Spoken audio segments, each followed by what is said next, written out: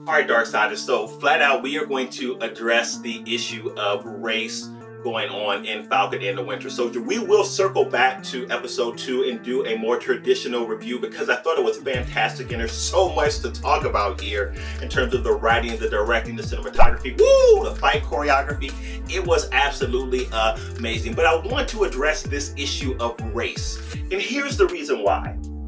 I've seen a lot of different reviews on this. Some, they haven't touched race at all. Some have touched it, but they brushed it aside, almost scared to really go into it. And then there are other folks that have addressed it, but I want to address it from a little bit of a different viewpoint, and I would love to know what you think about my perspective concerning this. So number one, I take my hat off to Disney and Marvel for the fact that they are addressing race directly. As a matter of fact, let me throw this up for you to see.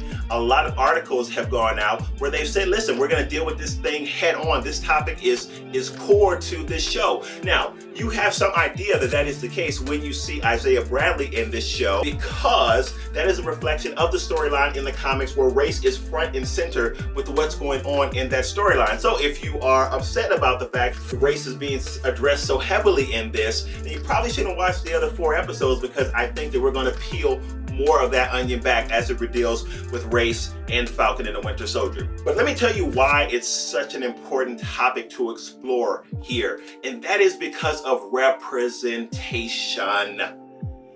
When we see things like this in the show, it represents the black and brown experience, especially in this country. And this show is set in America, but it represents the black and brown experience in America. Now, here's why that's important, because Marvel's viewers are not only white. They're African American, they're Asian, they're Indian. There is a whole collective of viewers coming from different cultures, coming from different outlooks, different aspects that represent schools of thought and experience outside of just the white experience. So when I saw that scene with Falcon and Bucky arguing and the police pull up and the police are looking at Falcon as if he is the automatic aggressor, I know that scene. I've been in that scene before. I've experienced that. So it's important, since Marvel has a diverse fan group, that all aspects of that fan group are represented when they are watching Marvel content. I think it's important because I feel like it respects the collective of the fan base. So we should see those things in our Marvel shows, because it's not just monolithic.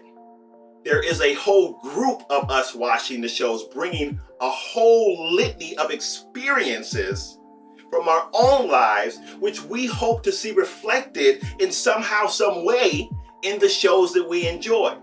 So that's why I think the issue of race being addressed in the show is so important, because it's real to a large part of the Marvel fan base. Now, I'm not sure where they're going to go with Isaiah Bradley, but if I would care to guess, his whole storyline is a reflection of what happened to African Americans when they were experimented on in Tuskegee with syphilis. That's what the whole thing is about. And I believe, I could be wrong about this, but I believe there's an element to that storyline that also reflects what happened with Henrietta Latt, when I believe they took some of her blood and they created a whole bunch of antidotes for things, and she never got a red dime for that, African American lady. So I'm not sure how far or how closely they are going to follow the storyline from the comics, but the point is, for those of us in other cultures, when we see these things reflected in our own entertainment, it draws us into the entertainment. It makes us feel a part of what we are watching. And we get to enjoy it from an aspect that feels culturally reflective to us. And that's an important thing, because Marvel should not, and they cannot really, if they're going to be effective, at least not in 2021, represent a single-minded or monolithic point of view. It should represent a diverse point of view in their storytelling. And that's why I'm so happy that they're tackling this subject. Now, the good part about it is none of this feels forced to me. It is all properly placed within the story. Obviously, this story is built around race, as I just told you. And I think it's going to become so much more evident as we work through these next 4 episodes. And I also just want to remark on this for some people who have said some things like, man, come on, man. Like, for real, did you not know who Falcon is? It's Falcon. It's an Avenger. He helps save the world. It happens all the time. It happens all the time. Stars of color, black folks, stars get pulled over by the police and they get the shakedown until, oh snap, I know you, oh man, and then things are different. Oh, I'm sorry. Had we known who you were, we wouldn't have, I'm sorry. That's real. That's real.